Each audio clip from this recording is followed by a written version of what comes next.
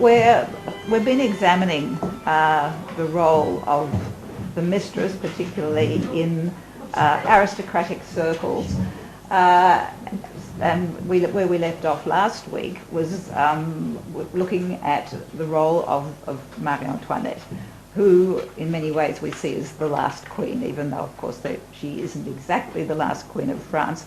We still see her that way because of her dramatic end, and we saw how she combined the roles of mistress, maîtresse en titre, or official mistress, with that of queen, and so debased in many ways both of these positions.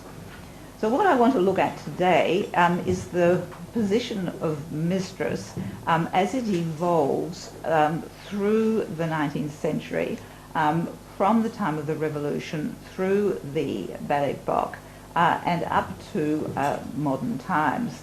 I'm going to be looking at the biography of an extraordinary woman who lived at the time of the Revolution, Thérèse Tallien, and I think some of you here have actually heard me speak about her before, someone who no one really knows very much about, but who is the epitome of this new style of woman who actually emerges at the time of the Revolution and seizes a window of opportunity between the end of the Terror under Robespierre and the beginning of the reign of Bonaparte, where women are again oppressed. And she manages to become literally a mistress of Paris. She was called Our Lady of Thermidor. So, and of course this is a woman now acting for herself, not simply for the glory of the court or for the glory of another man, even though we'll look at her relationship with men at the time. I then want to move on to the Second Empire, and in particular these courtesans who sort of streak across the sort of sky of the Second Empire, you know, shedding diamonds and you know, basically like comets of gold dust, ruining the aristocracy, ruining the bourgeoisie, taking daughters' dowries.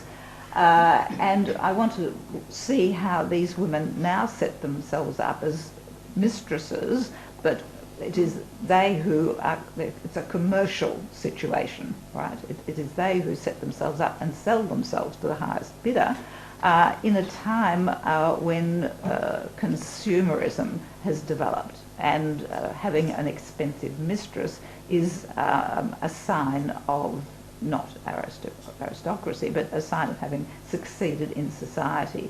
So sort of the visibility of these courtesans is extremely important, and I want to sort of look at them. And then at the end, I want to look, go back to the affair with François Hollande and to ask, you know, why is it that there was such furor at the time when he abandoned his theoretically first lady, who was actually his mistress, and had another affair. This had been going on for years, all throughout the different presidencies, but no one really had cared. And so the furor really was about the fact that it was now being publicised, and the boundaries that are between public and private life are being invaded. And so you get an age divide, very much as you do in the Brexit vote, I suppose, with all of the older people wanting to cling on to the old ways of behaving. The French actually, everyone over 50 thinks it was fine to behave in this manner, having another family, having a mistress. It's no one else's business, even though the man involved is the President of the Republic. So this is really what I wanted to look at today, to sort of look at how the change in divorce laws, the change in technology, in the media, and in the position of women in society, how it affects the whole sort of mistress culture that exists in France and probably elsewhere. But let's face it, with Tinder and everything, the whole thing has almost become obsolete. So Thérèse Tallien is of interest. I want to sort of introduce why to begin with, and then I'll talk about her specific life in a moment. She, as I said, during this time of the French Revolution, 1789 through the Directory, when Napoleon, or at least Bonaparte, declares himself first consul in 1799. She is one of the focal points, I suppose, of this sort of turmoil that is going on in Paris, which really signals sort of the end, not just of the Ancien Régime, but the end of the old world, the end of the old caste structures, the idea of gender, class, merit, women's roles. All of these things are being questioned, and out of this great revolution, of course, will emerge modernity, or some of the ideas that we still espouse. She was someone who had an extraordinary career. She was married at 15 in Spain. She's a great Spanish beauty out of a Spanish family, has her first child at 15 actually, and has her last child at 41. She will have 11 children. She has 3 husbands and numerous lovers.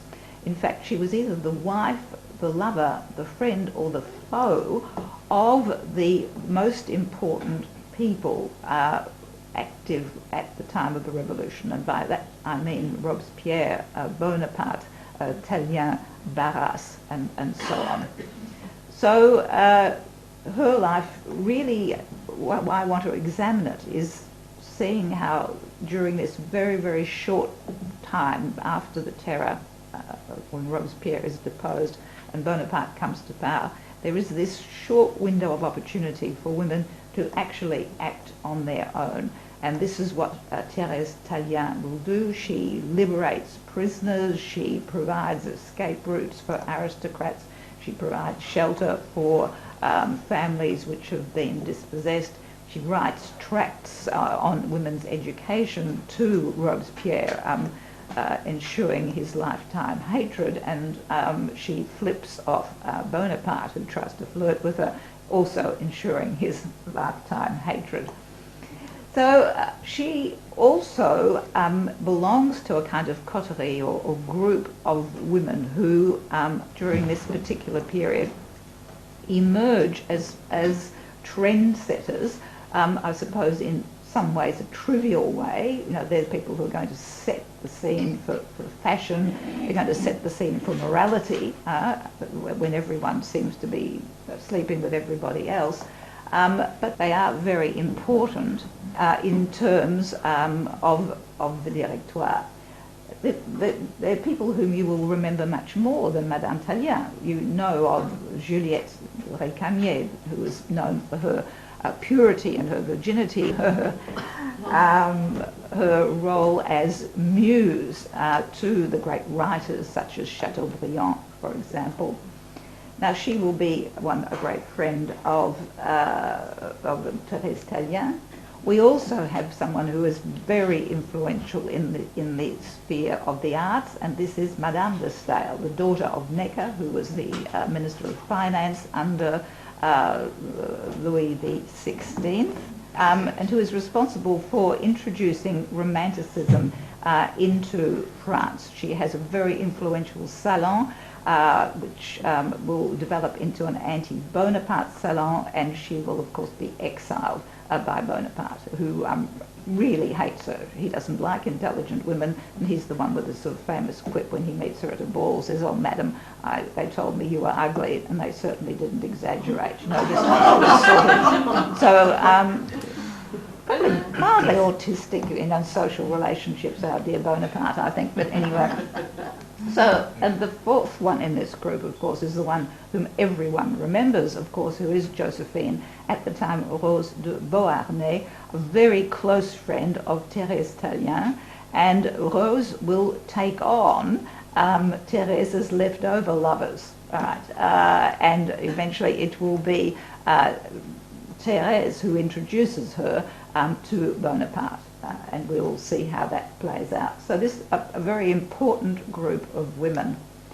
Bonaparte himself says, "Here alone of all places on earth, women appear to hold the reins of government, and men make fools of themselves over them, think only of them, and live only for them." Now this is spoken as the true young Corsican that he was, and he will certainly put an end to this power of women when he comes to power as first consul.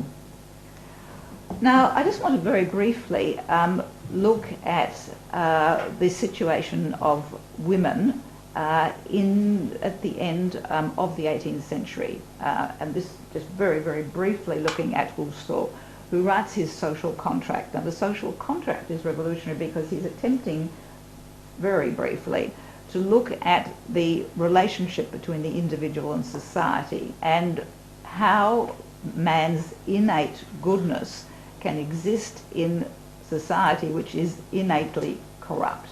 So these are the two premises that he works from: the goodness of man, the corruption of society. How can one negotiate a path through this? And so after the social contract, he finds it necessary to write a book called Émile, or On Education. And this is one of the most influential books throughout the end of the 18th century, well into the 19th century, in its relationship to the role of women, isn't it? And the whole ideas will be taken to even further under the Second Empire, symbolised by the corset and the crinoline, and women literally being kept in a boudoir and not allowed out unaccompanied. So the premise of Émile, it talks about the education of the ideal young person who will be a citizen. And his life is divided into three groups, into three phases, his youth anyhow. The first phase is he does what he likes, a bit like the Montessori sort of school of education in many ways. During the second phase, which is probably from about 10 to about 14, he learns to reason. And then, once he can reason, he's taught a trade. So in other words, he's free, he can think, and he has some means of supporting himself. So in other words, you're supposed to have a person who is independent, physically strong, and someone who doesn't need to be governed. He can govern himself. Now, at the end of his sort of apprenticeship into life, he is then introduced to the ideal female, who is Sophie, and she is the exact opposite. So instead of being rational, she's irrational, right? She works from her emotions. She can't govern herself. She needs to be governed, and physically she's not strong. She is weak. She needs to be looked after. So this is a schematization of the female role. So women, of course, are then cast into the roles of mothers and wives and people who theoretically are protected. And so the idea really goes on well on to the 50s. I remember a friend of my mother, her husband died, and she just didn't even know how to ride a bike or write a cheque. I mean, she'd always been looked after. All right, so this is very important because these ideas are taken up very much by Robespierre. Robespierre, who was an orphan, well, his mother died when he was very young. He had a sister, I think, but he had very little to do with female company, and he basically despised women who he thought were strong. You know, for example, he has a personal vendetta against Marie Antoinette. In fact, when he dies, people, when he goes to the guillotine, they find her final letter that she'd written in prison, which was intended for her sister-in-law. He has got it, and not only is he taken it for his own possession, he has it in a box under his bed. All right, so this control over Marie Antoinette, who will send to be executed, and he's going to try and do the same thing with Thérèse Tallien, who he sees as a woman who has stepped right outside her role. And Robespierre, as you know, of course, takes over in the Jacobin Club, the far left, and begins the reign of terror. Now, I just want to show how this idea of women is broadcast, I suppose, at the time of the revolution by these massive happenings. They were organised and choreographed by Jacques-Louis David, and in fact Hitler often watched or looked at the paintings of Jacques-Louis David for his development of his happenings at Nuremberg, for example, these massed choirs, these masses of people swearing allegiance. I don't know if you can see it there. So this is a painting of this celebration of Federation, 1 year on the 14th of July, 1 year after the taking of the Bastille, and women are not to be seen. I don't know, this is the moment when people put an oath to the fatherland, and the only woman you can see here is Marie Antoinette, who has been allowed to come, but she is there as sort of a token representing the king, but she is holding a child. So the only women who were allowed to be in this gathering were either young girls who could sing, who were in the choir, or women holding babies. No one else, no other women were allowed to be there, only women as mothers. And there's a closer view, and here you get this ultimate male bonding. It looks a bit like the end of a kind of football match, you know, where everyone, you know, races and pats each other on the bottom, and you know what they do nowadays, all right? Well, this is this sort of male bonding here, all levels of society embracing each other, except for women. The iconography of the revolution, of course, you know the figure of Marianne, but at this time, this figure of France is seen as a female nurturing, and again this comes from Rousseau's idea that women should breastfeed their children, which was quite a revolutionary idea. Mind you, all of the social contract and this Emile didn't stop Rousseau putting all his children in foundling hospitals because they got in the way of his writing. I've become such a cynic. The more research you do, the more you... All right, so here we have also at the time of the revolution, of course, slavery is abolished, and so therefore you have the republic, a woman nourishing in a the basic sort of female function of producing the next generation and nourishing it. So now then, I'd like to, with this background as to what women were supposed to be, I'd like to look at the life of Thérèse Tallien and see what a sort of courageous trailblazer she really was. She's beautiful woman. The French, of course, want to claim her, so they sort of said the perfect. She unites the French vivacity with Spanish sensuality, obviously written by the French. Another man sort of says she has features of artistic regularity, hair of pure silk and enchanting smile. The Duchesse d'Orange is perfect harmony in her whole person, a charm I have only seen in her. So she had one of these husky voices, seductive, very sort of sensual and sort of sexual in her approaches, and determined to live life on her own terms. Now she was born into not exactly an aristocratic, an upper class Spanish family, as you can see by the title, Teresa de Carabas y Galabert. It's sort of typical of the way in which your surname is in Spanish. You never lose your maiden name, and then you add E and your name of your spouse at the end. All right, so you always keep your identity, as you do in France. You know, you always Sylvia so-and-so, épouse of someone else. It's only really in Anglo-Saxon countries, I think, that you lose your identity totally when you marry, if you want to. So her father was a sort of mercurial character in the sense that he founded the Bank of Spain. He was a wheeler and a dealer.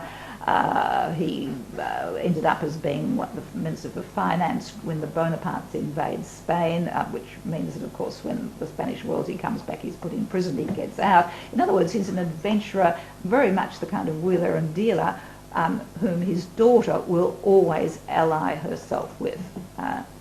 So she is sent to France at the age of 5 to get that veneer of sophistication that one needed. All right, the French education, which was being in a French convent, the French language, the French way of behaving was seen throughout Europe as the quintessential concept of elegance and refinement. She goes back to Spain and is shunted off again at the age of 14 to marry into French aristocracy. This character here is an extremely ugly little so-and-so. He's a very short, red-headed character who is basically a womanizer. He's going to use her entire dowry, sell off her jewels and so on. But she manages at the age of 15 to begin her first affair. And has a child out of wedlock already at the age of 15. So she's a very adventuresome person. She's presented at court, at the Spanish court and the French court, and that's extremely important because this will mean that she will be pursued under the revolution as having aristocratic connections. Now, her first main affair, we're now leading up in those years. By now she's about 17 or 18. And her first affair will be with one of the ex-lovers of Josephine, Rose de Beauharnais, Félix Lepelletier de Saint-Fargeau. And he, again, is not just sort of anyone that you would expect to find.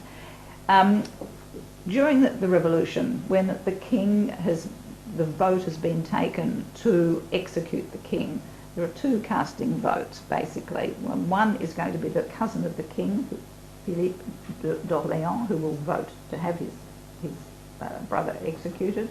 And the other one, who definitely leads the Jacobin vote for the execution of the king, is his brother, Michel Lepelletier de Saint-Fargeau. And a monarchist the next day kills him. He's stabbed in a cafe. So he becomes the first martyr of the revolution. He gets a magnificent funeral orchestrated by Jacques-Louis David. His body is displayed virtually until it rots, and then it's placed in the Pantheon. So he is, the revolution now has a martyr head.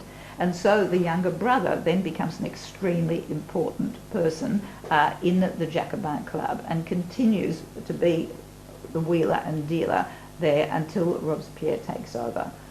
Right, so by choosing him as a lover, she has placed herself already very close to the centre of this left-wing terror group, and yet she is married to an aristocrat.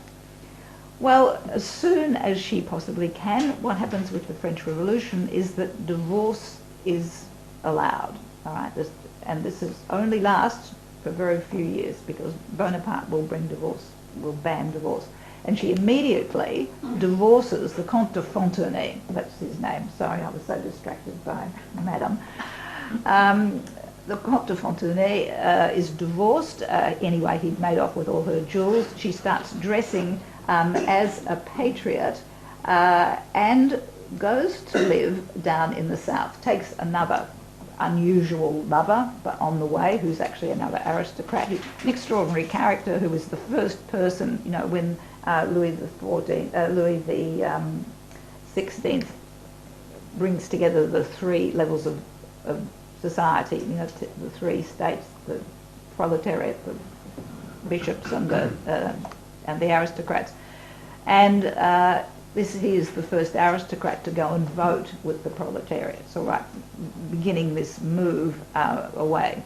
So again, an unusual man, actually. He wants to actually speak to the king. He dresses up and disguises himself as a fishwife and manages to get into the Tuileries Palace and so on. Anyway, I'm only sort of skimming over the number of lovers that she's had. These are just the more unusual ones.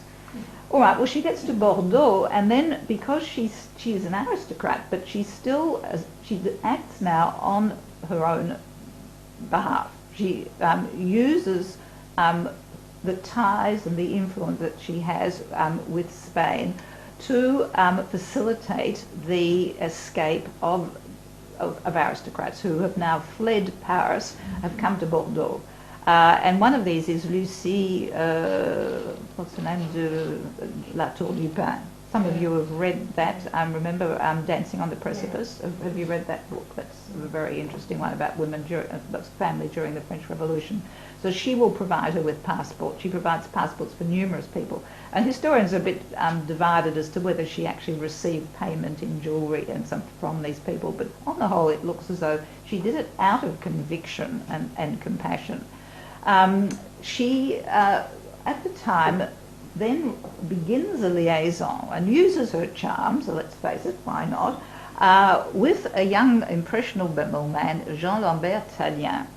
Now, by now in Paris, the reign of terror has begun. People are being denounced, taken to execution with a summary 5-minute trial. No one is safe.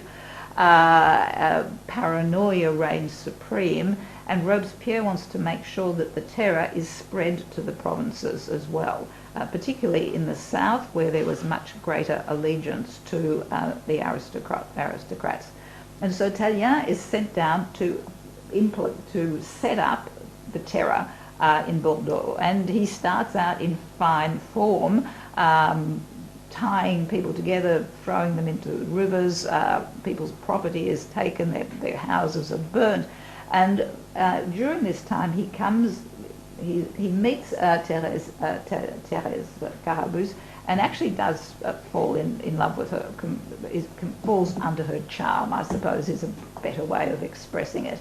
And whether she likes him or not, she sees him as a very powerful man, and is quoted as saying it's better to have one's head on one's shoulders, which is a very interesting way of putting it. So the number of aristocrats being executed diminishes down to about 1/5, and the number of them escaping also augments. And Robespierre becomes very suspicious of what is happening and recalls Tallien to Paris. And while he is away, Thérèse is imprisoned by the other members of the Revolutionary Party, put in this ghastly sort of dungeon, and is supposed to have had one of her toes eaten off by rats. And it's during this time, or just a little bit later, when she will finally, Tallien comes back and frees her, but she writes her tract on the rights, not so much of women, but the rights of women to education, saying to Robespierre that if you want a republic, you need women to be able to be educated to teach the next generation of republicans their duties. Well, Robespierre literally tears it up, and immediately gets Tallien and his girlfriend to come back to Paris with the intention of executing her. And Robespierre, normally when there's a sentence is sent out for someone's death, it's taken over by subordinates. Well, Robespierre is going to personally watch this dossier because he does not like these powerful women. Now, in 1792, the change that occurred in Tallien's character is quite remarkable, because the first massacres of the French Revolution were in 1792, which were called the September massacres, when prisoners or aristocrats or people who were enemies of the Republic who were in prison, the prisons were broken into by the mob and taken out and murdered in the streets. And it looks as though Tallien was definitely one of the people who orchestrated that. So Robespierre is quite correct in seeing a huge influence and change of Thérèse over Tallien. Well, Thérèse is brought back and imprisoned, first of all, in one of the two notorious prisons. This is Saint-Joseph-des-Carmes, which still exists today, and actually I think once a month you can actually get into it and go down into not the dungeons, but the crypt part where the prisoners were kept, and you can actually see their writing on the wall. And this was one of the most ghastly prisons, and it was here that she will meet for the first time Rose de Beauharnais, who will of course become the wife and the Bonaparte and the first Empress of France. Now, in these prisons, there was a huge amount of promiscuity. People were living as though it was the next day was going to be their last, as indeed in most cases it was. There was no sanitation. There was blood on the walls. There was urine on the floors. People screaming, and in particular our dear friend Rose, who sobs and cries and carries on without an awful lot of dignity all the time. She does the weak Violet bit, which she does quite so very well. Now, she actually is going to be spared basically because of her friendship with Thérèse Carabus. Now, Rose de Beauharnais had been put in prison because she was the wife of Alexandre de Beauharnais, an aristocrat who had been a general in the Republican Army, hadn't done very well, and so everyone thought, well, it must be because he's an aristocrat. So he's imprisoned and executed, and she goes to visit him, and then is imprisoned and to be executed herself. So Thérèse is taken from the Carme prison to a more secure, worse prison, if ever there possibly could have been. And this is La Force, which was actually in the Marais, near the Rue du Temple. It's in the top part of the Marais, the top part of the second arrondissement. You can still see where it is. It was notorious for its brutality. And while she is there, this is a portrait done of her. This is, how she was seen as this extraordinary figure, with her hair cut, ready to be executed. And the story is supposed to have gone, and this was a story which circulated throughout Paris, and this is why she was called Our Lady of Grace, Our Lady of Thermidor, was because of her influence over Tallien. He was supposed to have, they communicated by throwing notes into each other. I mean, I don't know what the guards were doing at the time. I think he was supposed to have thrown a cabbage in with something, and I mean, you'd notice a cabbage, wouldn't you? Anyway, I mean, it's a great story, and she actually I don't know if it's the same cabbage, but she throws this thing back, sort of saying, I think the message was, oh, do you have any regrets? I'll get you out. And she throws back things sort of saying, no, the only regret I have is having spent 9 months or something with a man who's so pathetic he can't even get his mistress out of jail. And so this is supposed to have spurred Tallien on, because he knew that her name was on the list for the next day. He had access to those that were to be executed. And the next day is this great day, the 9th of Thermidor of 1794, which marks the end of the Terror. Tallien gets up in the tribunal and verbally attacks Robespierre and leads a charge against him. Now, I mean, everyone, if it hadn't been Tallien, it would have been someone else. Everyone feared for their lives, because Robespierre had this sort of paranoia of purging anyone for any reason whatsoever. So everyone knew that they would be next on the list if they didn't get rid of him. So at least Tallien leads the charge, and Robespierre is forcibly removed. And once his charisma is gone, suddenly the whole thing collapses. He's taken out, tries to kill himself, misses his jaw, and then ends up being executed with his jaw sort of tied into position. And Thérèse is liberated, and so are her friends. So in other words, Josephine will be the first, because she's her great best friend, to be liberated. And so we will have the great couple, Josephine and Bonaparte. So what happens now is that there is a reaction in the revolutionary government. Everyone wants the end of the Committee of Public Safety, the end of the terror. And a government is brought in, which is governed by 5 people, and it's called the Directory, la Directoire, which has 5 men some of whom have aristocratic connections, and they design these ridiculous outfits for them. But this is the kind of, I think it's for about 5 years, isn't it? Nearly 5 years after the revolution. And this is the time when Thérèse and her friends are going to be extremely important. She marries Tallien as recompense and has a child almost immediately, as by now I think she's got 3 or 4 of the 11 which are to come, and calls the child Rose after her friend Rose de Beauharnais, and the child's second name is Thermidor. Right. Now, Thermidor, do you understand these are months of the year of the revolutionary calendar? Right? The French Revolution got rid of everything, that marked the old regime, the old way of weighing, the old way of time, and the old calendar. So Thermidor meant one of the hot months, from thermos in Greek, meaning heat.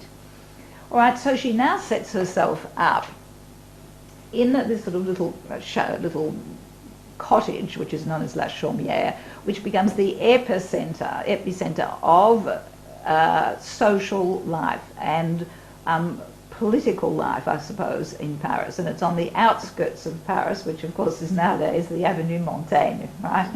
And this is to tell you that, of course, the Arc de Triomphe it was quite a long way from the centre of the Marais at this time.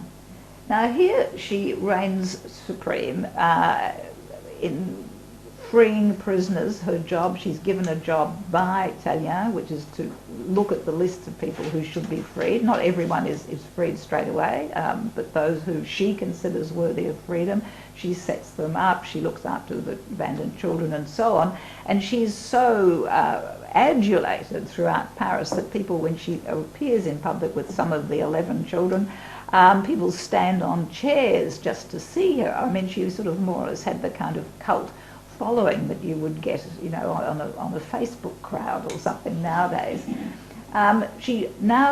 Everything about her has been sort of extravagant and over the top, and now she adopts these extraordinary outfits, which really aren't outfits at all. Virtually naked in the middle of Paris winter. I don't know how she managed to make it to 61, but anyway. And in fact, the Talleyrand says, I've never seen anyone so sumptuously undressed. So she would wear, you know, bracelets of gold and, you know, rubies and emeralds. You know, there's a complete turn against the simplicity of the revolutionary costume. And here she is sort of dressed to kill, to save, I suppose. And she forms this centre of this very fashionable group of women, one of whom will be Rose de Beauharnais. The two of them do everything together. You know, whenever they're going out, I'm wearing my purple wig, you wear your purple wig. They've both got little pugs, and they both teach the little pugs to bark at the word aristocrat. You know, all of these sorts of things.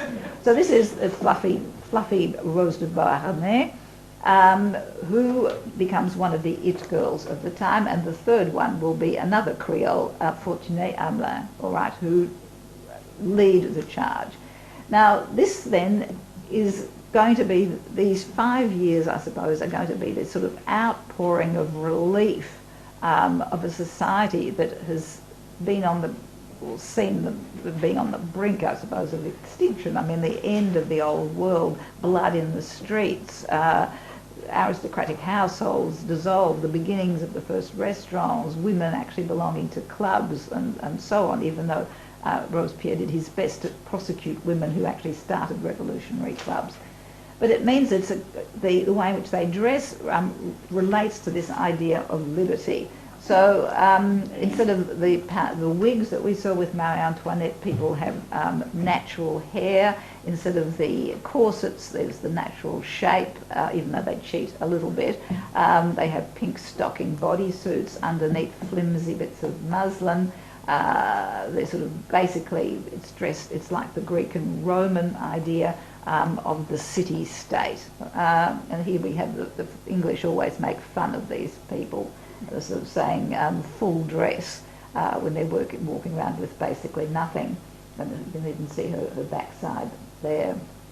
These women were known as the marvellous ones, les merveilleuses. All right, it was a whole group of fashion.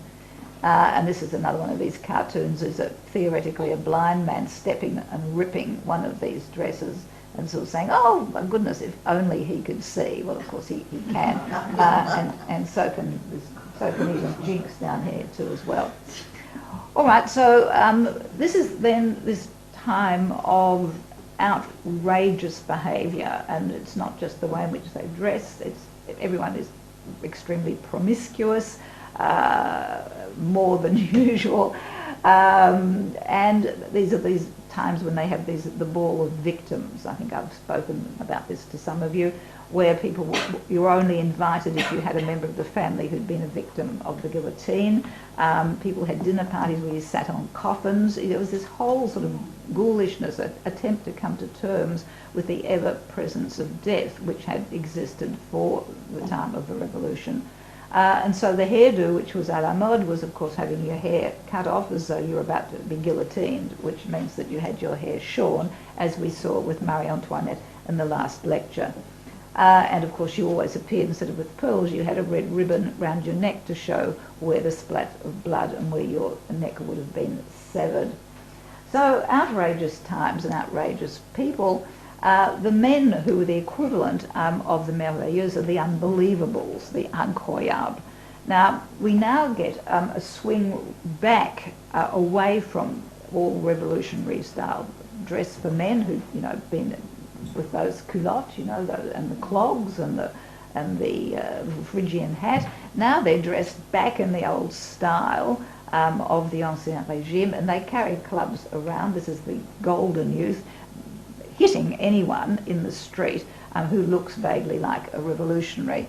And they don't use the word art. So because art is for revolution, so instead of saying incroyable, they say incroyable.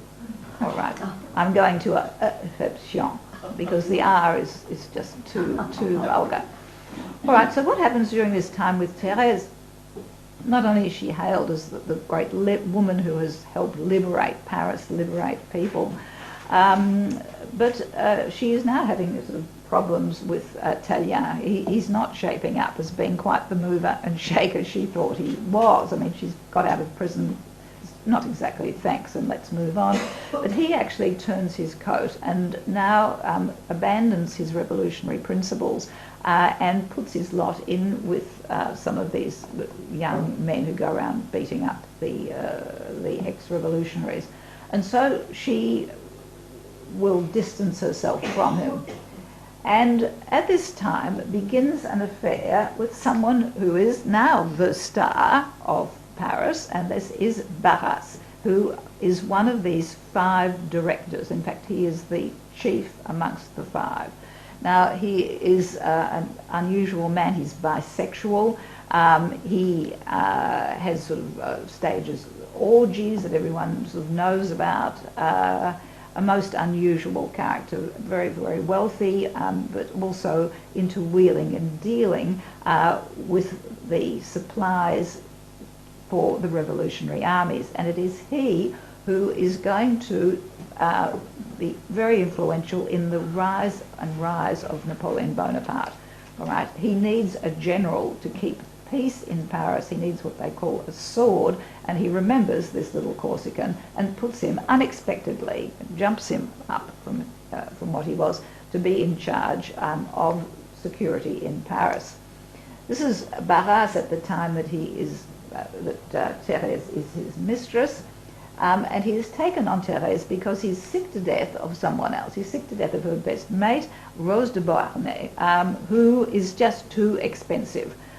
She constantly is spending way beyond her means, always crying, always complaining, and really he just wants to distance himself from her.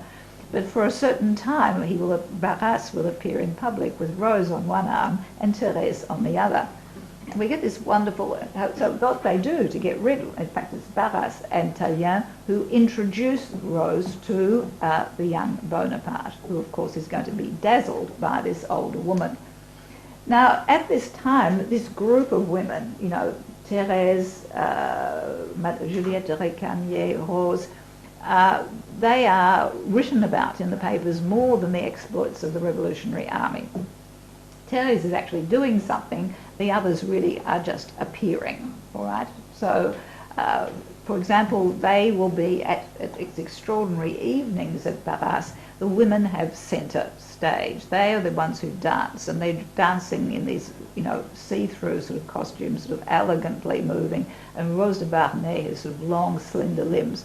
And this is all under these sparkling chandeliers and the rich carpets, and it absolutely dazzles poor little Bonaparte, who's spent most of his life on the floor of the caserne of the military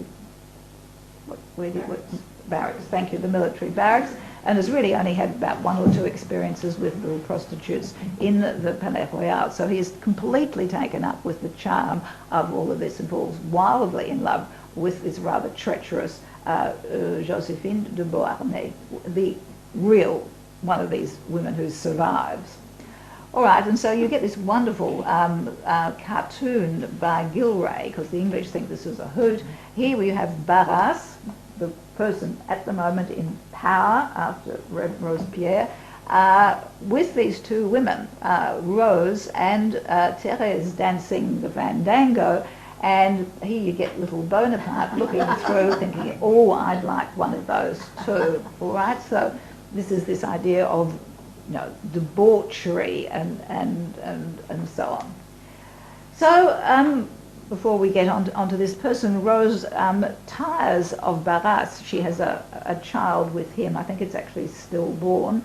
And Tallien, in the meantime, who is her husband, who is her second husband, she's more or less abandoned him, and he goes off to Egypt with Bonaparte, right? And in this Egyptian expedition, comes back and is captured, ends up in London, finally makes it back to Paris, and Thérèse has, by that stage, moved on from Barras to a new protector who is going to make his fortune, again, a wheeler and a dealer, an entrepreneur, servicing the armies of Napoleon. All right, so Ouvrard starts out as a grain merchant, manages to secure the commission of supplying the army, the Napoleonic armies, fighting in at the Battle of Marengo and in all of the Italian campaign, and then finally also gets the commission for clothing, and not so much the horses, but definitely for the clothing of the Great Army, and also for the campaign of the Bonaparte's campaign in Spain. He actually supplies the French fleet. Right, so he makes an immense amount of money. At one stage, he actually owns Azil-Rideau castle and several of the castles on the Loire. His fortunes go up and down, but he will be one of the great financiers who, after the fall of Bonaparte, actually will pay back to the Allies the debt that has been imposed on France. Now, he also is working, you see, Bonaparte, of course, has tried to seduce Thérèse, and she really doesn't think much of him. And he won't forget that, all right? He will make sure that when he marries Rose de Beauharnais, that she is not allowed to have anything to do with Thérèse, who, as Bonaparte says, has been married to half of the men in Paris and has children with the other half, right? So, however, getting back to Ouvrard, in his connection through Thérèse, through her best friend to Bonaparte and so on, he is given the commission, as I said, for clothing, and it's now being looked at that one of the reasons why the campaign in Russia, Napoleon's last great campaign before Waterloo, was such a disaster, is that all of these great entrepreneurs aren't very honest, and he'd made shoes for the army which looked like leather, and in fact the top were made of material with a kind of sheen on it, and the soles were made of cardboard, which meant that the soldiers couldn't march. And also there's an article which has been written talking about the buttons, Napoleon's buttons, and instead of being made of metal, the trousers had buttons. I think they were made from some kind of pressed bone, which disintegrates below a certain level of cold. And so the soldiers' trousers were falling down. Now, I mean, this sounds ridiculous, but this is the sort of thing that, wars are won and lost on ridiculous things, like the Crusades. The Crusaders all mounted stallions, and as the Arabs all had mares, so of course the stallions just, buggered off, and sort of Richard the Lionheart's left standing where what happened. So this is going to a view of history. Anyway, this is, I want to use this idea of how Thérèse constantly moves on for these wheelers and dealers who have great power. Meantime, her friend, of course, has become empress, is then divorced, and in fact this group, who were the great sort of power brokers, the it girls of Paris, now have come to not such nice ends. Thérèse has moved on, as we'll see, and has become a princess, whereas Rose becomes empress, but she's divorced and ends up marooned at Malmaison. Madame de Staël ends up always in exile at Coppet in Switzerland, And with her is her great friend, or the friend of the others, Madame de Récamier, who also hates Bonaparte, has incurred his wrath, and so is also in exile. So meantime, Thérèse, forging along, still buxom and beautiful as ever, marries a younger man, François-Joseph Philippe de Riquet-Carmin, who's the Prince of Chimay. And this is one of the major royal families of Belgium. This is the Château de Chimay now, which is actually evidently falling into, recently, until very recently, was really in a dreadful state of repair, until the last heir married his third wife, who looks a bit like Camilla, whatever her name is. It could be sisters, but she's the heiress to a great beer fortune, and so she spent countless millions getting the chateau looking good for her reception. So a total aside to the whole thing. All right, so by now, in her 40s, she'll have her last child, I think at 41 or 42, from 15 to 42, bearing these 11 children, 10 of whom live, again, which is quite amazing, in relation to what we've seen with Louis XIV. She then invites all of the well-known opera singers, for example, the Malibran, Rossini, and creates really a centre of culture here, and outlasts poor Josephine, who dies years before her. And as William Pitt said, that woman would be able to close the gates of hell. Now, I want to move on quite quickly from the Revolution, skipping that Restoration period where you get, the Allies bring back the king and the kings, who are basically the brothers of Louis XVI, and come into this period of the Second Empire, because we're basically looking at what has happened to the roles of mistresses, and there has not been an official mistress of the king basically since Marie Antoinette, even though you have Louis XVIII, Charles X and Louis Philippe. They marry people who are companions. So here we have Napoleon III, who attempts a dynastic marriage, but basically none of the crowned heads of Europe will have him because they think he's an upstart, and so therefore he's forced to marry for love, gosh, and marries a rather beautiful, headstrong Spaniard who is Eugénie de Montijo, who takes over the role of empress, I suppose, but also is the leading lady of the court of France. So now his wife, the wife of the leading person, is really in many ways has consolidated this role of king and queen and mistress. And her role, her official role, is to dress extraordinarily to promote the luxury goods industry in France, and secondly to put France back where he thinks it should have been as cultural and economic sort of centre of Europe, as it had been under the reign of Louis XIV. So this is why you get this return of these extraordinary dresses, which take up so much space and so much material, as that had been during the reign of Marie Antoinette. She's actually a great fan of Marie Antoinette. All right, so you've got his wife, who therefore plays the role of companion and big spender. So there's no need for a maîtresse en titre.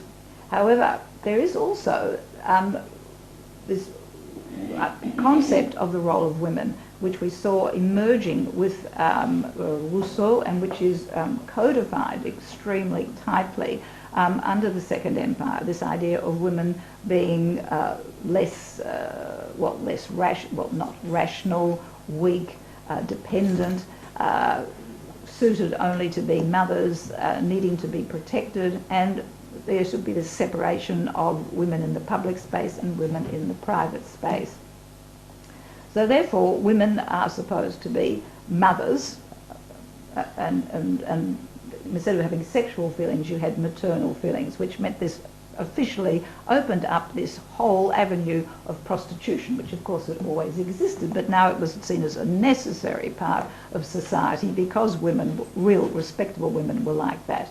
So everyone frequented prostitutes, and out of this prostitution you have a professional group who are going to rise to the top as the great courtesans, all right, who are professional mistresses who will sell themselves and sell themselves.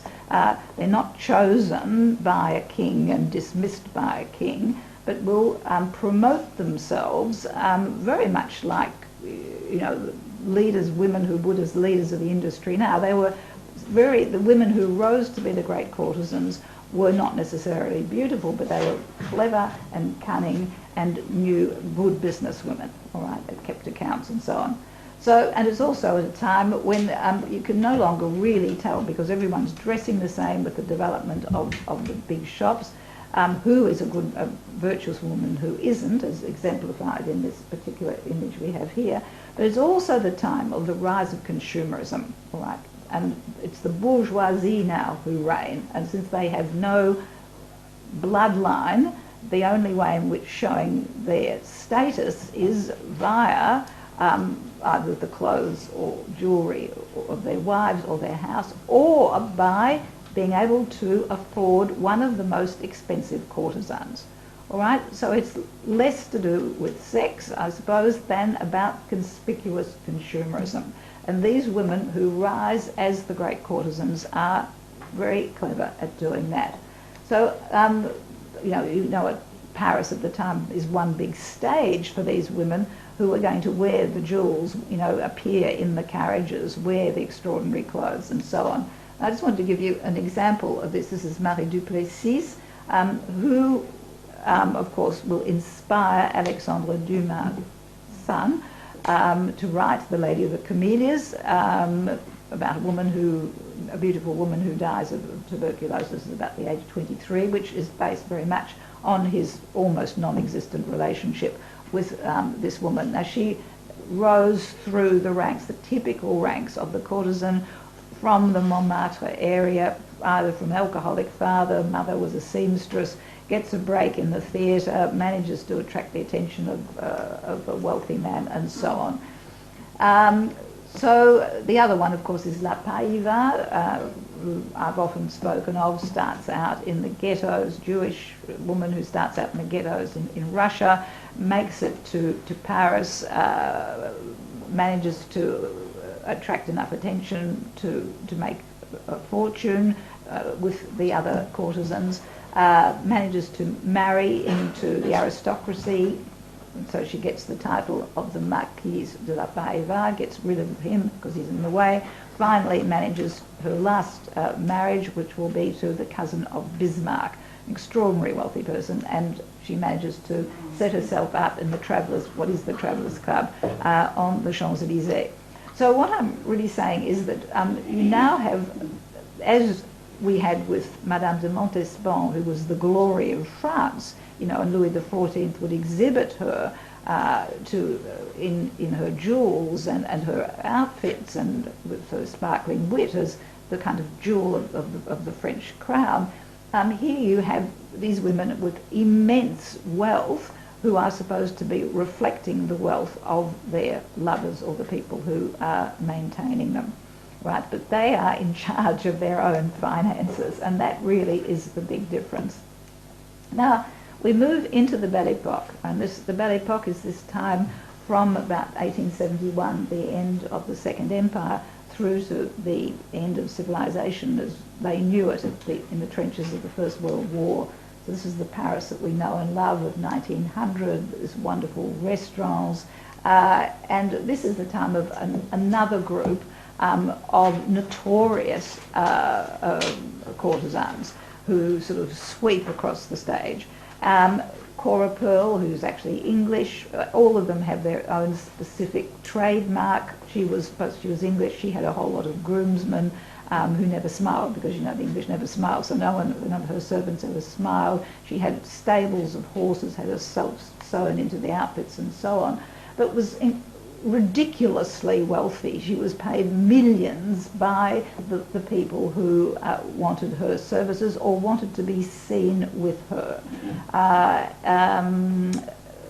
All of the crowned heads of Europe would converge on Paris at this time to see these miraculous creatures who are epitomised as the Parisienne, all right? So this idea of charm and allure, which often had nothing to do with good looks. In fact, she looks quite horsey in some of these. Once you get photographs of these women, there is hope for everybody. But obviously, as you can see, she's not afraid to show off her jewels. She would have herself carried in, to banquets naked and lying on lettuce leaves, which are 100 franc bills. You know what I mean? It was absolutely this idea of money being thrown away. And this is what these people who supported her wanted, just as Louis XIV wanted to show the extravagance of the French court. But now we've got the middle classes who are doing this, and it's a trade run by women. Now I just wanted to, Davina was telling me about a book which has just been published called Céleste, about one of these women who rises through the ranks to become one of the great coquettes or courtesans. She starts out as a great polka dancer and, to cut a very long story short, meets the son of a count, Lionel de Chabrillon, and he is very taken by her. In fact, her name, she was titled Mogador in relation to the siege of the port of Mogador, which was being carried out by the French army, and they could not take Mogador, and so she was supposed to be as difficult to get to and as difficult to actually obtain as her services as was Mogador. All right, so there's this idea of exclusivity that the courtesans wanted to cultivate. Anyway, sort of the count falls in love with her, takes her home and says, "Look, Mum, I'm going to marry a well-known courtesan." You can imagine the response. All those years of Scotch fees for nothing. And so he is sent out to Australia, where he'll become a consul. And in fact, they actually live somewhere here in Kew, I think, if I'm not right. And she is snubbed by the sort of locals, the Melbourne who's who don't want to have anything to do with her. And eventually she goes back to France, publishes a number of books talking about how horrible people are in the colonies, and begins another life. But there is a book which has just been published about her, which you might be interested in obtaining. Now, I can go on and on. These extraordinary women, extraordinary for their beauty and for the fortunes that are spent on them. Cléo de Merode, La Belle Otero, beautiful Otero. And these people don't just appear in casinos or on the Champs-Élysées. They are now invading literature, they're invading art. And in the second half of the 19th century, the major heroines of the novels are prostitutes of one form or another. Nana, of course, will follow the rise of the great courtesan, and will be based on someone called Valtès de Labine. Now, her real name was like Mary Ann someone or other, but she changes her name to a pun on Your Highness, which is Votre Altesse.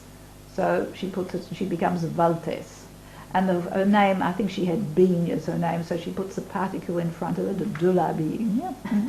So she becomes Valtès de Labine, and even then manages to fabricate an entire sort of genealogy, and then hires one of her lovers, who was a very well-known painter, in fact was one of the great painters of, the French military victories, not that there were very many at the time.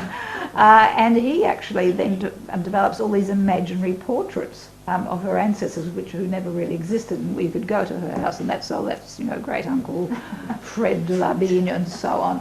So she constructs this aura around her, and like those other very successful courtesans, moves away from just being a prostitute to also having a salon, to being influential in the world of art, publishing books, and actually hobnobbing with the political who's who. All right, so there's now no boundary really between public life and private life. So this is what she looks like. It's quite interesting when you actually get photographs of these people. She had red hair. She was a strawberry blonde, and she was known as the rayon d'or, in other words, the streak of light. She always used to wear her hair down. Now, this is very dear to some of you, Notre Dame de Lorette. she started out, as practically all of them did, up in Montmartre, which is the arrondissement. This is the beginning of the 9th. In fact, there we have it here. This is Notre Dame de Lorette, would be just down here. If you walked all the way up there, you go to Montmartre. So she would have started her life out there. I think she's the daughter of, again, an alcoholic father, or the fathers don't seem to have any, power at all in the family, and a mother who is a washerwoman, and very much like the lives of those little dancers of Degas. I don't know if some of you heard me come to speak, but I mean was exactly the same sort of situation. The little dancers were enrolled in the Corps de Ballet because they were almost ensured to have a protector, and once you entered the realms of prostitution with a protector, you had made it out of poverty. So this is what this very attractive young girl is. She's got 6 siblings, is raped on the streets of Montmartre when she's very young, and decides that she is going to make it one way or another. I'll leave that there. So she manages to enroll herself as a dancer. But before I do that, I just want to sort of talk about the proliferation of these prostitutes who start out on the outer parts of Paris. And as a geography to succeed, you go down from the hills of Montmartre, down through the 9th, down to the 2nd, and onto the Champs-Élysées. And so this path of success is, you can virtually track it down, Rue des Martyrs, all the way down.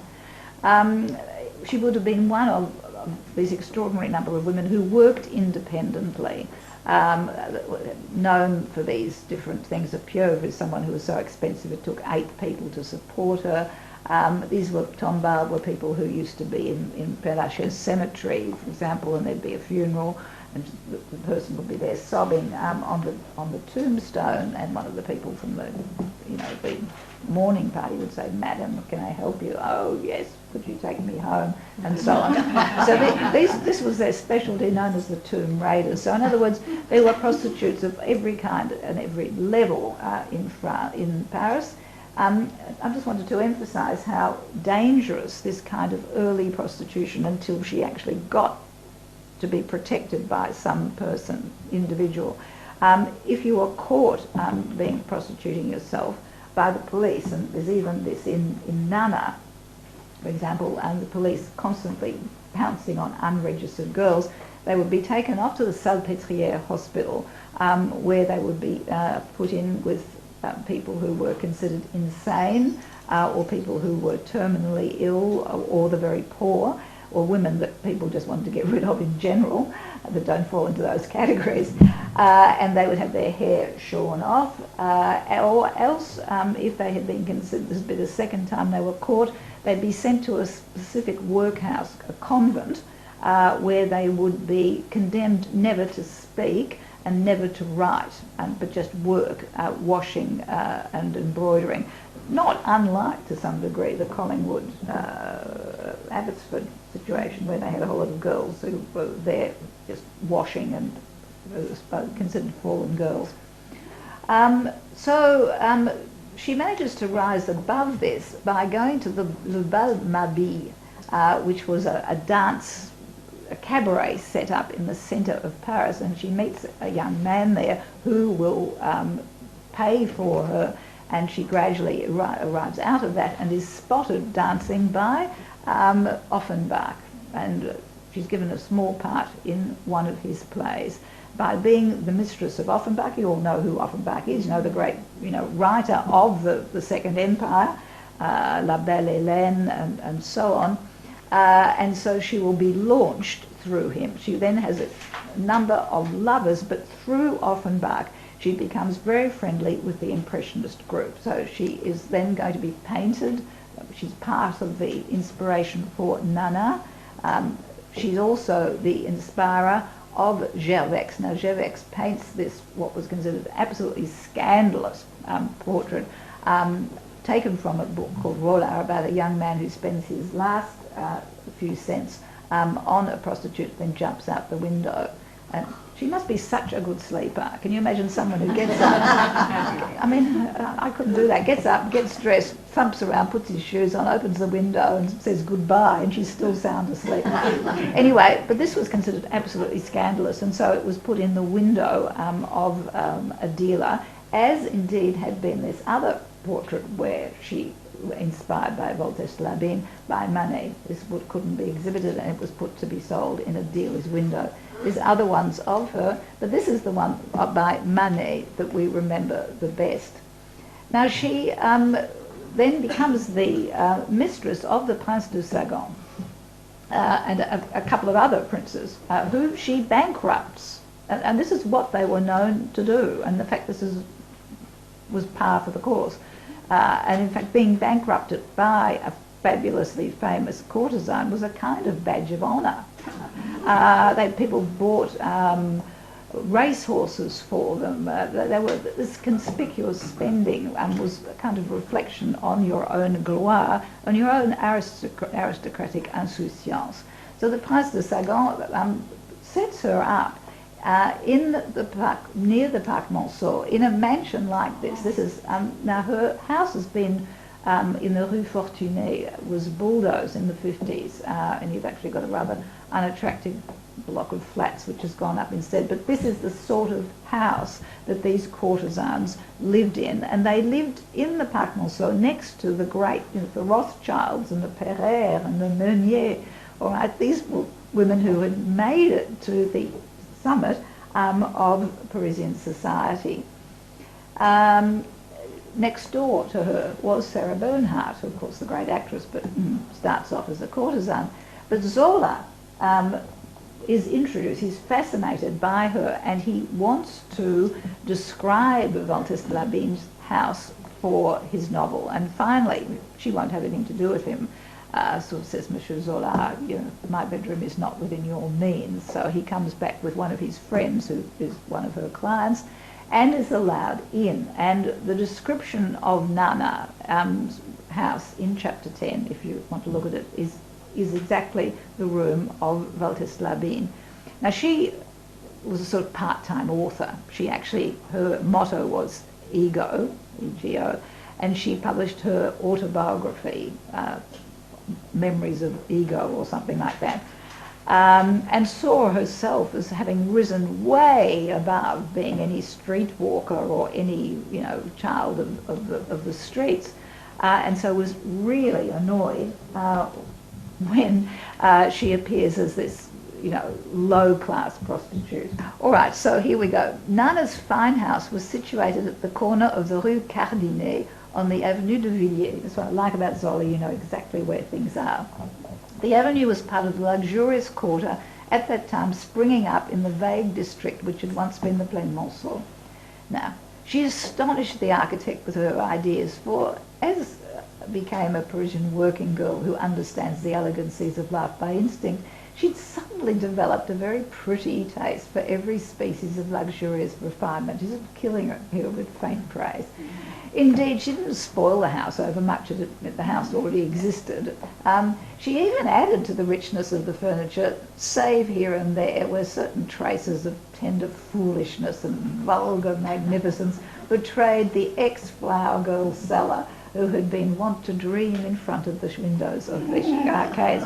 Well, Voltaire is absolutely furious. She tries to sue Zola, and it continues. Nana, who is Voltaire's, only opened the drawing room, which was in the Louis XVI style and rather overdone, on gala nights when she entertained persons from the Tuileries or distinguished foreigners. Usually she was only downstairs at mealtimes, feeling, moreover, rather lost on the days when she lunched alone in the lofty dining room, which was decorated with Gobelin tapestry and a monumental credenza, and enlivened with old china and marvellous specimens of ancient silverware. I don't know what the off is. All right, so in other words, she's seen isolated. This girl has no idea, isolated by these beautiful pieces that she's collected to show her taste, but has none. And the last bit, she would return upstairs as soon as the meal was over, for she lived, so as to say, in the 3 rooms on the first floor, the bedroom, the dressing room and the parlour. She'd twice changed the decorations of the bedroom, The first time she'd had it hung in mauve satin, the second in white lace on blue silk. She wasn't satisfied. She thought it looked a bit dull and tried to think of some improvement, but without success. Over the well-padded bedstead, which was as low as a sofa, there were 20,000 francs of Venetian lace. The furniture was in blue and white lacquer, inlaid with fillets of silver, whilst white bearskins were everywhere spread in such profusion that they covered the carpet. This is one of Nana's caprices, she having been unable to get rid of the habit of sitting down on the floor to take off her stockings. All right, so this idea of, you can't really take the prostitute out of the courtesan kind of thing. And this now is her bed. Unlike the great sort of Jewish families who actually donate their entire collections to the city of Paris, everything else she wants to get sold off, and she donates her bed to the Musée des Arts Décoratifs next to the Louvre. And so you can actually go in there and see this altar-like bed, as you can see, in the best possible taste, right, with cherubs all over it. It's like a throne that one could aspire to. This is her the painting by Germex of her. She retired very carefully. Everything was calculated by her. Although she now entertained the who's who of the literary world, even the Goncourt brothers, she decided at a certain age that maybe her time might be starting to be over, so she dramatically sells up and goes to live at Ville d'Avray. She also has a house in the Côte d'Azur, where she entertains other young girls and she schools them into how to become a successful courtesan. And indulges, as many of the great courtesans did, in bisexual affairs. I think being a courtesan, putting up with men on a daily basis, made her more interested in women. And one of her great protégées is Liane de Pougy, who her real name was Marianne Castignet or something like that. So she's taught by Voltaire to take this extraordinary name, write your memoirs, which are the blue books. I don't know if any of you have read that, where she writes her memoirs of all of her lovers. So she is becomes the great courtesan between the war years on the Côte d'Azur. Voltaire becomes friendly with Léon Gambetta, who is the Prime Minister and who will die out at Ville d'Avray, but through him she seems to have had some sort of influence on French policy in China. This is her tomb, which has recently been robbed. She wasn't going to go quietly into that dark night, as you can see. For her funeral, she had it all ready. She had the invitations, if you can call them that, with her biography. She had it all worked out, who was going to come, how they were going to come, and so on. Unfortunately, this has been vandalised and someone's taken away all of this, and all you've got left is this round part. But she's managed to leave mystery around it because she's buried with two unknown men. After all of the well-known men that she's with, no one knows who these two fortunate fellows are. Well, I now want to return from the sublime to the ridiculous, I suppose, to François Hollande, caught like a rabbit in the headlights as he gets out of his limousine. Now, I just want to refresh your memory as to what has been happening. He now is caught in more than a triangle. It's a sort of a square, isn't it? There's four people in this, and they are all high-flying women, and I think this is going to be what is the big difference between the role of mistress that we have been looking at and these self-actualizing women of the 21st century. Now, his companion, even though he wasn't officially married to her, was Ségolène Royal, the first female candidate for president in the 2007 election. She was chosen to be the socialist representative and almost beat Sarkozy. So she has had 4 children, having met Hollande at ENA, the École Nationale d'Administration. This is an elite school, much, much higher than a university. It's one of these very difficult places to get into, and each year level, people sit next to the other people who are going to be leaders either in the field of the banks or in the press or in politics. So what actually happens in France is that everyone basically knows each other in these areas, right? She then, her relationship with Hollande disintegrates because he has been having an affair with her, a woman who is a photographer and a journalist with Paris Match, right, which is sort of not the gutter press, but it's, you know, it's not a highly respectable magazine for people who can read. And this person is Valérie Trierweiler, who ousts Ségolène and really is always very jealous of this woman's, the former mistress or wife's position, I suppose. And of course it all disintegrates one fine morning, as we saw at the beginning of this lecture series, when a journalist catches François Hollande sneaking off with his bicycle helmet, or his helmet, but without the visor, or whatever you call it, pulled down, as happened with Henry, and is caught on film and is seen sneaking off to have an affair with a well-known actress. So we've gone from political candidate, well-known journalist, to well-known actress. Now, in the ensuing furor, these photos are published in the press, and there is a huge division in public opinion, not about the fact that really that he's been having an affair, although the problem of installing a mistress as First Lady, for which there is no job description in the French Republic, was a problem. The problem was why how the division between public life and private life has been taken down.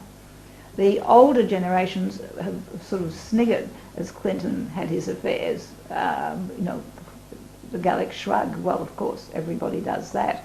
Whereas the younger generation, people probably below 40, who are used to technology and used to reality television, where private life is almost more interesting than the public positions of these figures. Now, I just wanted to go back to the only other socialist president within lifetime that people can remember, and this was François Mitterrand.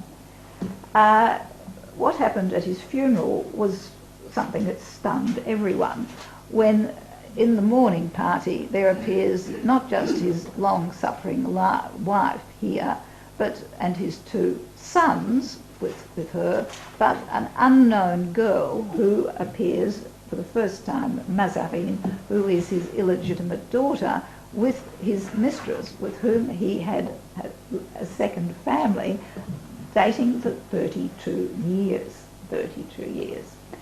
He was 27 years younger than Mitterrand. Now, Mitterrand is revered in France, particularly by the older generation. People go weak at the knees when you talk about the Sphinx, as he's known as. People who've known him, they sort of know, I knew Mitterrand. They wait for you to sort of, you know, choke on your abalone sort of idea. You know, he's sort of the closest thing to God amongst many people. He could do no wrong, and so she was actually very much praised as a wife who'd done the right thing. The problem with Mitterrand was that very often had crossed the line between public and private.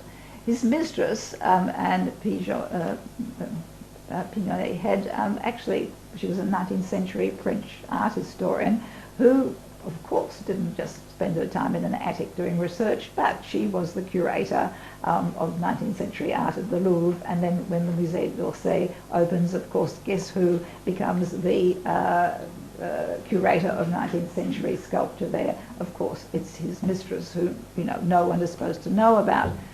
Also, to protect this second family with whom he spent most of his life, he used to go back to the Élysée to see his original wife and children on a Sunday afternoon. He actually had 36 private plainclothes police looking after the second household. And to make sure that no one ever found out about it, he instituted wiretapping of all journalists in France under the guise of terrorism. And the terrorism that he was talking about at the time was, of course, the Basques, right? So this huge amount of money from the public purse is employed looking after the private life of the president. Now, Danielle Mitterrand was under no illusions as to what happened, because very soon she's really neither the mistress or the wife really acknowledged each other or gave interviews for the press. Just before she died, she actually consented to speak about her life with Mitterrand, and sort of recounts that very soon after they were married, Francois, who wasn't yet president, came home, and she said, "Oh, hello, what have you done today?" He turned on her and he said, "I didn't realise I had married under the rule of the Inquisition." So she knew her place. Don't inquire. I am a totally free agent. I do absolutely what I want. So let's get back then to, this is the last, socialist president and what he got away with. The other thing that he got away with as well, with this crossing the borderline between his public life and his private life, which shouldn't be tolerated, and Anglo-Saxons, America and England, we don't, I suppose, is that he'd also had another mistress while he had the mistress that was being looked after by the Secret Service, and she was Edith Cresson, who he will appoint as Prime Minister. All right, so even though no one was supposed to have known that she had been his part-time mistress as well. Anyway, so we move right along to François Hollande, who installs his partner as the First Lady, right? And there's a real problem about this, because the dominant mode of First Ladyship, of course, is set by the Americans. And, of course, the dominant mode of the Internet and what one thinks of as acceptable, everything is on the Internet. And so when he goes to visit the United States, he has this sort of awkward moment where he's got this triwheeler, Valérie, with Michel. I mean, you cannot get a greater contrast there, but the body language, I think, says it all. She's not even listening, very much reveling in her part. Anyway, she obviously is the last to know, and this is the irony of it, is that in the old style situation with the wife and the mistress, the wife knew the score and just put up with it. Whereas now, this woman who has installed herself sort of as his official mistress didn't know a thing, and basically it was broken to her when she read it in the press. She'd heard rumours, but she was such on an ego trip, she took no notice. Well, as opposed to Danielle Mitterrand, who put up with it and even appeared, how humiliating that funeral must have been. Can you imagine? And had an incredible effect on the two sons, by the way, too. The selfishness of this is utterly, and the arrogance is amazing. Anyway, so she doesn't react like the wife that you're supposed to do and just cop it on the chin, or go to a convent like Louise de la Vallière. Those were the days. She actually, within 6 months of the break, publishes a novel, Thank You for That Moment, Merci pour ce moment, which is a bestseller. But the people who buy it are the younger generation. And I just wanted to have a look. I actually took some photos of here. Not all of the bookshops will stock it, and so you get those who will and those you won't. And here you've got, we're a bookshop. We're people who sell books. We've got 11,000 books. It's not our job to be the rubbish tin of Triwheeler and Hollande. Merci pour ce moment. Thanks for this moment of understanding. Then we've got over here, awfully sorry, we haven't got the Valérie Triwheeler book, but we've got lots of works of Balzac. And the one I like best too, this bookshop hasn't got the purpose of being the washing machine for the dirty linen of Madame Triwheeler. All right, so this is the modern woman's reaction to being absolutely betrayed. And then actually she says, all unfaithful men lie, but one would expect a bit more from the President of the Republic. Well, it seems then that, Mitterrand's memory remains intact, and these women are standing by him in their silence.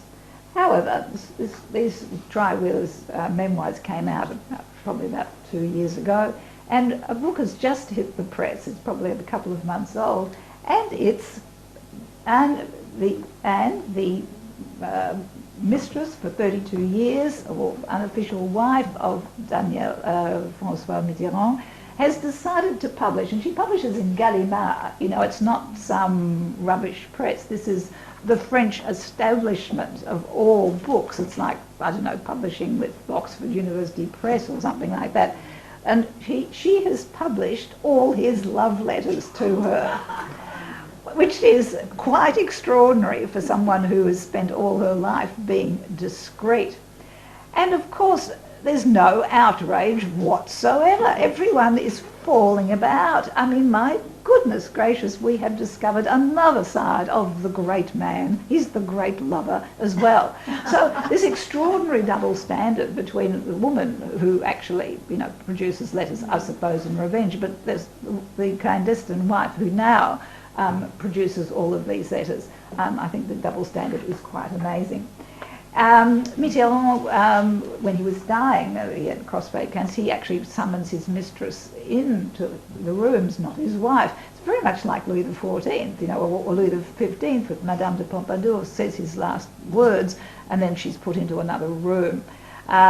He decided, look, he really didn't want to have his sort of body being sort of, you know, people contesting about where his body should be with the wife or with the mistress, and so he's buried in some different place completely, and so the coffin is put on the plane with the wife sitting next to the mistress, both staring in different directions out of the porthole.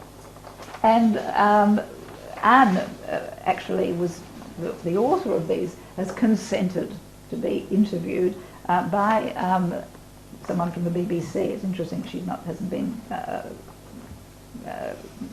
hasn't given an interview to the French. But then she says, and this is so cloying, and I'll try to read it without sort of vomiting into my handbag. Right. It is immense happiness to admire the person one loves, never to be bored, to share all interests. It was permanent renewal, 32 years of intense happiness and unhappiness, because it was difficult. Francois used to say something I found marvellous. The only lasting love is thwarted love. When it is always difficult, love doesn't die out.